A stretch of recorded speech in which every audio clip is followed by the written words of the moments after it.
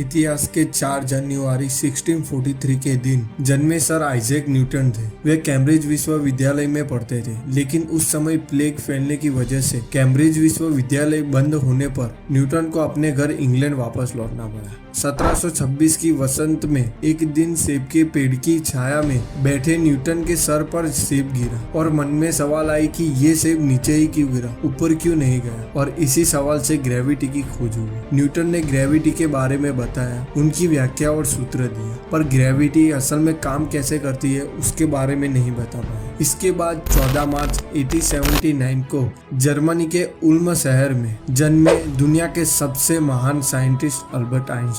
1950 में जब journal theory of relativity publish की तो उन्होंने ग्रेविटी के बारे में आधी अधूरी जो बातें थी, जो कंप्लीट नहीं थी, उनके बारे में बताया। और ग्रेविटी एक फोर्स नहीं बल्कि मास द्वारा स्पेस टाइम में होता एक कर्वेचर है, वो बताया। यह वीडियो का सबसे मेन सवाल कि यह महान वैज्ञानिक उनकी आदतों की वजह से महान बने या उनकी मेहनत की वजह से। अगर आदतों की वजह से महान बने, क्या हम भी इनकी तरह आदत करके इनकी तरह महान बन सकते हैं? तो इसी टॉपिक में आज के वीडियो में बात करूंगा। तो नमस्ते भारतवासियों, मेरा नाम है दर्शन और सबसे पहले दी एवरीवन चैनल में आपके और आपके परिवार का स्वागत है। तो अपने अक्का नाक और सभी इंद्रियों को काबू में रख के इस वीडियो में चिपक जाए और बिना टाइम की कवाली ना करते चलो वीडियो की बकचोदी को स्टार्ट करते हैं। 20वीं सदी के महान आविष्कारक निकोला टेस्ला हर रात अपने अंगूठों को घुमा करते थे। करीब 100 बार अंगूठे को घुमा करते थे। निकोला टेस्ला का यह कहना था कि इससे उनके दिमाग की कोशिकाओं सक्रिय हो जाती है और मेरे को काम करने में बहुत मदद लगती है। 20वीं सदी के महान गणितज्ञ कहे जाने वाले पॉल एड्रोस एम्फेटामाइन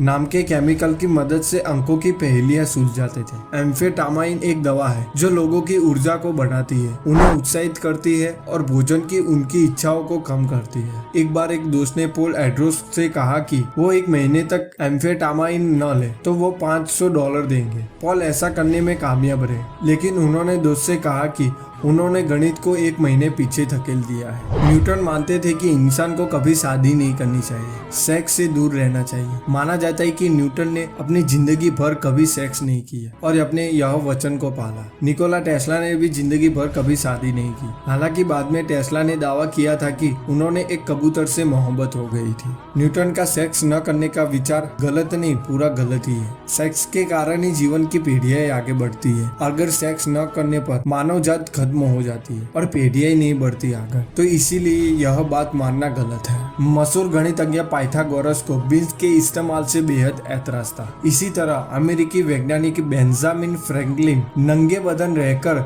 एयर बाथ यानी वायु स्नान किया करते थे। तो क्या अक्लमंद लोगों की यही आदतें उनको महानता के कदम पर ऊंचे दर्जे पर ले जाती है? साइंटिस्ट मानते हैं कि किसी के बेहद अक्लमंद होने की सबसे बड़ी वजह उसके आसपास का माहौल भी होता है। यह बात 100% सही है। अगर आपके आसपास के एटमॉस्फेयर में किसी ड्रग्स या तंबाकू या कोई भी गंदी चीज का सेवन करने वाले लोग रहेंगे तो कुछ वक्त में आप भी ड्रग्स या तंबाकू कोई गंदी चीज का सेवन करने लगेंगे। ये कोई साइंटिफिक प्रूफ नहीं परंतु रियल लाइफ प्रूफ है। अगर आप स्टूडेंट हो तो ये बात आपको जरूर जाननी चाहिए। अगर आपको पढ़ने का मन नहीं करता तो आप रेगुलर लाइब्रेरी जाना चालू कर दीजिए। इससे क्या होगा कि इसके आसपास के माहौल की वजह से आपको भी दिमाग ऑटोमेटिक पढ़ने की कोशिश करेगा। इसकी इफेक्ट जल्दी नहीं होगी, यानी कि अचानक से नहीं होती, धीरे धीरे होती है। अगर आप एक सक्सेसफुल बनना चाहते हो तो आप सक्सेसफुल लोगों के साथ रहोगे और उनकी तरह सोचने लगोगे और उनकी तरह काम करने लगोगे और जल्दी उन लोगों की तरह से आप भी सक्सेसफुल बन जाओगे। ये एक नियम बन चुका है। अगर आपको साइंटिस्ट बनना है तो साइंटिस्ट के साथ रहो, तो आप साइंटिस्ट ही बनोगे। अगर आपको बिजनेसमैन बनना है तो बिजनेसमैन के साथ रहो। आप जैसा बनना चाहते हो वैसा एटमॉस्फेयर में रहना चालू कर दो, आप ऑटोमेटिक उनकी तरह बनने लगो। दुनिया भर के महान लोगों में सबसे ज्यादा आदत रखने वाले मशहूर वैज्ञानिक अल्बर्ट आइंस्टाइन थे। तो क्या हम भी उनकी तरह अजीबोगरीब आदतों से कुछ सीखकर आइंस्टाइन जैसे बन सकते हैं? चलिए इसके बारे में बात करते हैं। आपको पता ही होगा कि आइंस्टाइन रोजाना 10 घंटे की नींद लेते थे और बीच बीच में छोटी छोटी झपकियां भी लिया करते थे। हम सबको मालूम ही है कि अच्छी नींद बेहतर काम करने के लिए बेहद जरूरी है। आइंस्टाइन तो रोजाना 10 घंटे सोते थे, जबकि आज की तारीख में एक अमेरिकन हर रोज तकरीबन 7 घंटा सोता है। मशहूर लेखक जॉन स्टीनबेक का कहना था कि बहुत सी मुश्किलों का हल रात में सोने से ही निकल जाता है। नींद की कमेटी जब रात में बैठती है तो मुश्किलों को चुटकियों में में सॉल्व कर देती है। दुनिया के कई बड़े आविष्कार, विज्ञान की कई थ्योरीज सोते वक्त ही ख्यालों में आई थी, जैसे कि आइंस्टाइन की थ्योरी ऑफ स्पेशल रिलेटिविटी। 2004 में जर्मनी के ल्यूबेक यूनिवर्सिटी में कुछ लोगों को एक गेम सिखाने की कोशिश की गई। जिन लोगों को सोने का मौका दिया गया, उन्होंने ये खेल ज्यादा आसानी से सीख लिए। जब हम सोते हैं तो हमारा दिमाग हल्की नींद से गहरी नींद तक के कई चक्रों से गुजरता है। हर 1.5 घंटे से 2 घंटे में दिमाग में हलचल होती है। जब हम सो रहे होते हैं तो हमारा दिमाग बेहद सक्रिय होता है। हम जितनी ही गहरी नींद लेते हैं, दिमाग को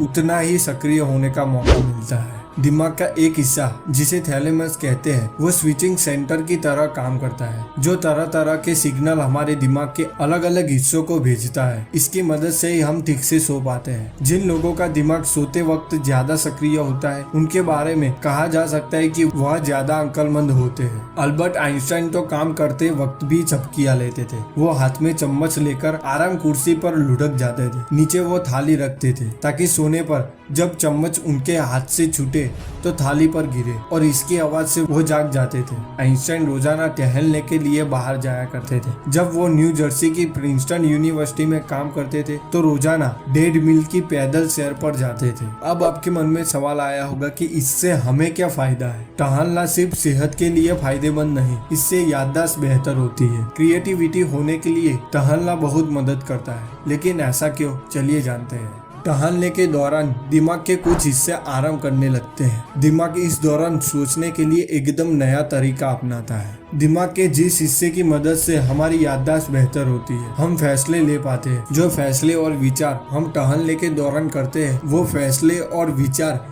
डेस्क पर बैठे हुए नहीं कर पाते। आदतों के बारे में तो चर्चा कर ली। यह बुद्धिमान लोग खाते क्या होंगे। आइंस्टाइन को स्पेगेटी बहुत पसंद थी। स्पेगेटी एक प्रकार का पास्ता है। दिमाग का वजन हमारे शरीर के कुल वजन का 2% होता है, मगर शरीर की टोटल एनर्जी का 20% हिस्सा इस्तेमाल करता है। आज कार्बोहाइड्रेट के ज्यादा इस्तेमाल से बचने की सलाह दी जाती है, मगर इंसान के दिमाग का ये सबसे पसंदीदा एनर्जी का सोर्स है। यह एक फैक्ट भी है। कार्बोहाइड्रेट शुगर मॉलिक्यूल से बने होते हैं, जिसमें कार्बन, हाइड्रोजन और ऑक्सीजन होता है। दिमाग ग्लूकोज जैसे आसानी से ऊर्जा देने वाली चीजों को ज्यादा पसंद करता है। ग्लूकोज जैसे कार्बोहाइड्रेट की सिवा ऊर्जा के किसी और स्रोत जैसे कि प्रोटीन को दिमाग तभी इस्तेमाल करता है जब उसे एनर्जी की सख्त जरूरत होती है। इंसान का शरीर अपनी एनर्जी की जरूरत का एक हिस्सा फैट के तौर पर बचा कर रखता है, मगर दिमाग को बचत जैसी चीज पर यकीन ही नहीं है। इसलिए कई बार होता यह है कि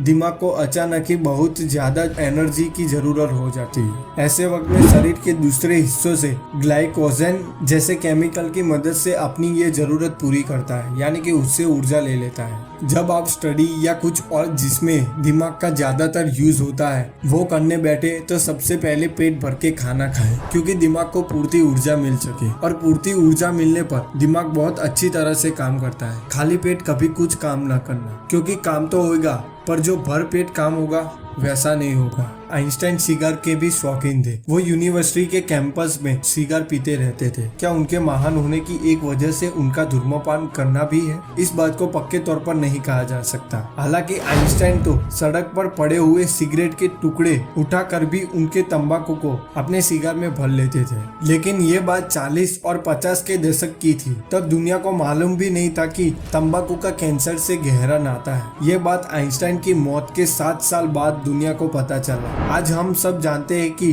स्मोकिंग सेहत के लिए कितना नुकसानकारक है। फेफड़ों के कैंसर से इसका सीधा ताल्लुक है। साथ ही स्मोकिंग की वजह से दिमाग में कई नई कोशिकाएं बननी बंद हो जाती है। दिमाग का एक हिस्सा यानी कि कॉर्टेक्स पतला हो जाता है। स्मोकिंग से दिमाग को ठीक से ऑक्सीजन भी नहीं मिल पाता। एक हैरानी भरा रिसर्च भी है। कॉर्टेक्स दिमाग का एक हिस्सा है जो इंफ्रंटल लॉब में शामिल होता है। अमेरिका में करीब 20,000 टीनेजर्स पर हुए सर्वे के मुताबिक जिन लोगों को धूम्रपान की लत थी वो 15 साल बाद ज्यादा अक्लमंद इंसान बने। हालांकि ब्रिटेन में हुए एक सर्वे के मुताबिक स्मोकिंग करने वालों का IQ कम होता है। ऐसा किस लिए होता है ये तो हमको नहीं पता। इन सब आदतों को हम अपने जीवन में करके हम महान बन सकते हैं? कमेंट बॉक्स में जरूर लिखना। मेरा इसमें कुछ डाउट है कि आइजैक न्यूटन का सेक्स न करने का विचार और अल्बर्ट आइंस्टाइन का धूम्रपान करने की आदत मेरे ओपिनियन में ये गलत है। तो इसी के साथ वीडियो को एंड करते हैं। अगर वीडियो आपको अच्छा लगा हो तो लाइक ठोको, मेरे और आपके दियावरी निया चैनल को सब्सक्राइब करो और बाजू वाले घंटे को अपने मंदिर का घंटा समझ के दबा दे, क्योंकि नए वीडियो का संदेश सबसे पहले आपके मोबाइल में आए। और आपके भेजे में जो भी सवाल गूंज रहे